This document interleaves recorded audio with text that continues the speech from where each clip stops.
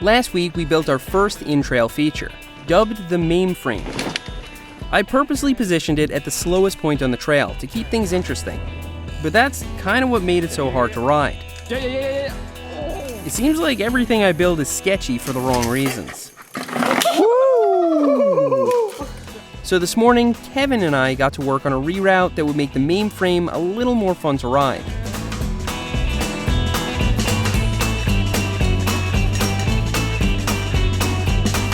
We did our best to restore the old trail, and then make a loop that approaches the MAIM frame dead on. We had to go a little ways up the hill. This solution requires some pedaling to maintain speed on that hill, but also lengthens the trail a bit.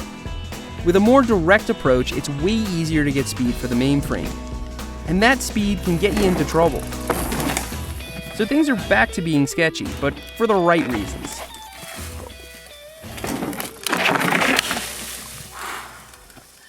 I gotta turn more. This reroute has also changed our trail map a bit. With that out of the way, we're done working on Woodpecker for the time being. We need to get started on a totally different project right away. You see, next week, Eric Porter is coming to visit. And if you've ever seen his backyard, you can guess what he wants to build. So this week, we need to build a runway. It needs to be fast, straight, and smooth enough for a dirt jump bike. We need to get the flag line just right. We're starting at the top of Woodpecker and going downhill straight towards the back of my garage.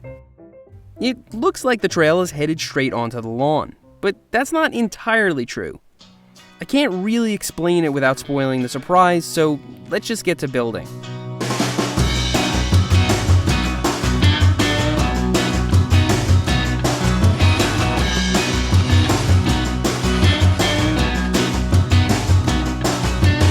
In case you were wondering, Kevin and I are wearing khaki pants and gray shirts totally by accident.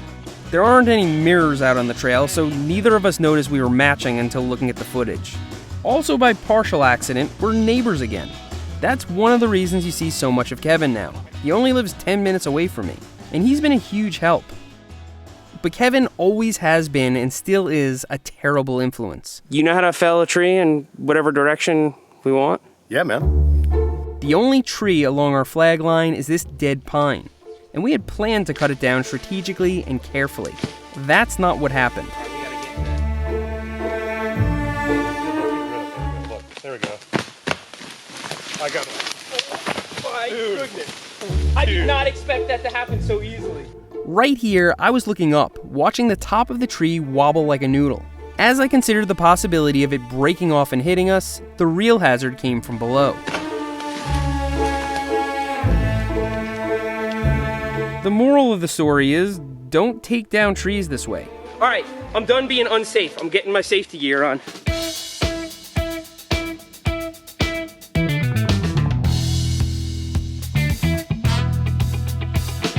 It only took Kevin and I a couple of hours to totally clear this short trail, including most of the stump from that old rotted out tree. If this were one of my other trails, we'd jump on our bikes and call it a day. But this trail needs to be smooth, fast rolling, and hard packed. So I broke down and brought in a machine.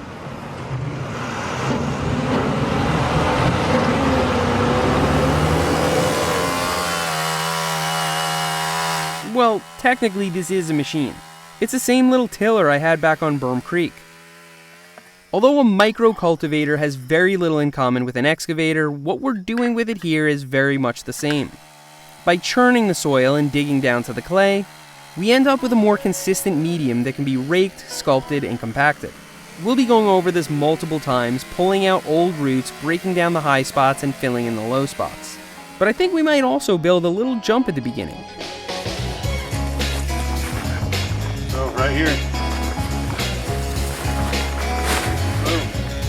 We're going to build the landing first. To get dirt for the landing, we're dragging it over from a fallen tree to the right of the trail. By mining our dirt from this high spot, we avoid making a hole that will fill with water and breed mosquitoes. Our jump will technically be a hip. A hip jump is a jump that turns a bit. So the landing is often contoured to help the rider change directions. Some hips can be huge and a full 90 degrees, but this one will be very small and only have a slight angle. As we add dirt, we rake all the roots and plant matter out of it, and then little by little shape it into a landing. To pack this dirt down properly, we could use a little rain, and it's supposed to do that all day tomorrow. Tomorrow is today, so I'll use this rainy day opportunity to build the lip. A lip is the same thing as a launch, and this lip will be made from wood. I'm drawing what I think will be the right radius for this little jump, and then using a jigsaw to cut the curve.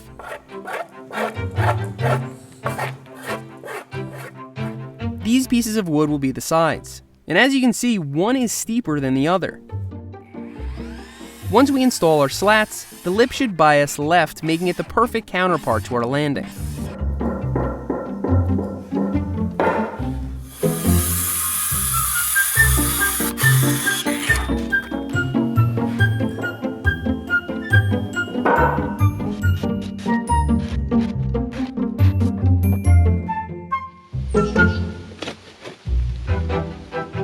The sides of our lip are treated pine, while the riding surface is black locust.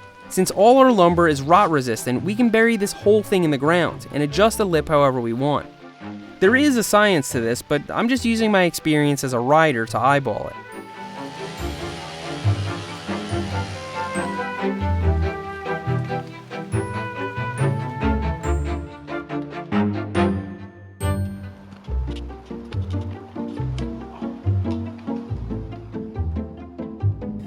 Now, I've been known to misjudge jumps, but this seems right.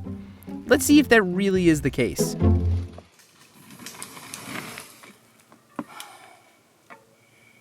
I don't know how I'm gonna get the speed, but...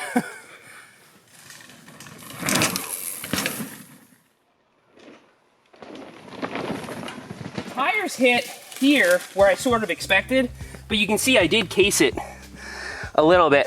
I have to get a little more distance. Getting the speed for this jump is not effortless, but the trail isn't finished yet. Once this is all packed down and buffed out, it should be the perfect appetizer for the big jump at the end.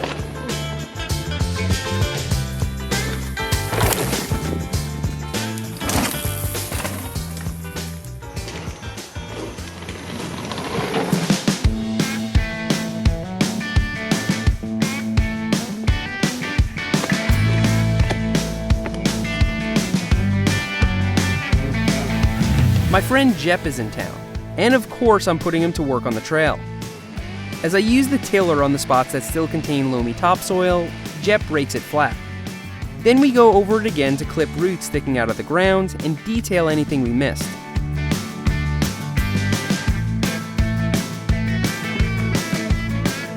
Back in high school, Jep and I rode BMX together, and now we both ride mountain bikes.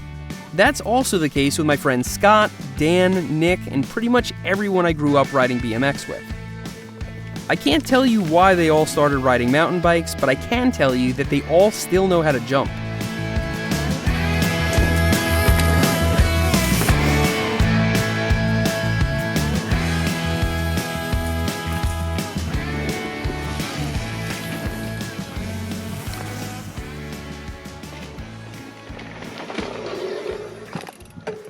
This is why I left the tree. It's made for it. With the work Jep and I did, this trail is pretty much ready for next week. The jump is running great. The trail after it is smooth. And it all ends right at the bushes, which will hopefully work out. Also, Kevin's back in town. When he left, we were just finishing up the landing.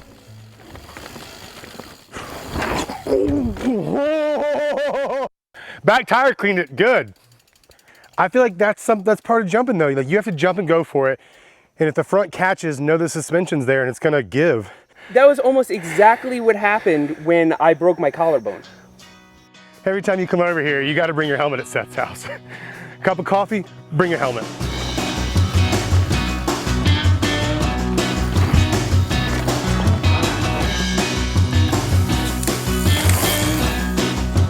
This week, we fixed up the approach to the MAIM frame and dug a new trail that leads to some bushes. We also built a small jump which ended up being really fun, But at the end of the day, most of this work was in preparation for the feature we're building next week. So let's leave off with a first-person ride through our trail system as it stands. First, Woodpecker.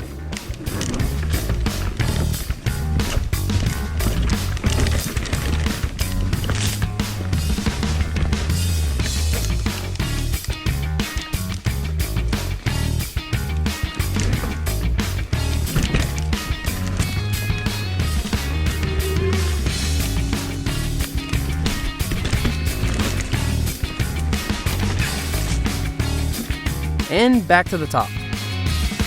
We can't forget the pucker plank off the top of the flight deck.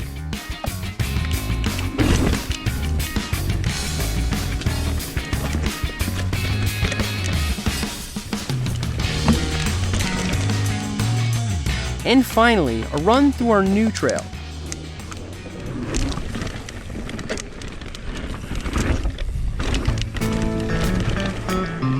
Everything looks good for next week, and I guess you'll need to wait until then to find out why on earth I'd build a trail that ends at hedges. In the meantime, you can take your best guess. Thanks for riding with me today, and I'll see you next time.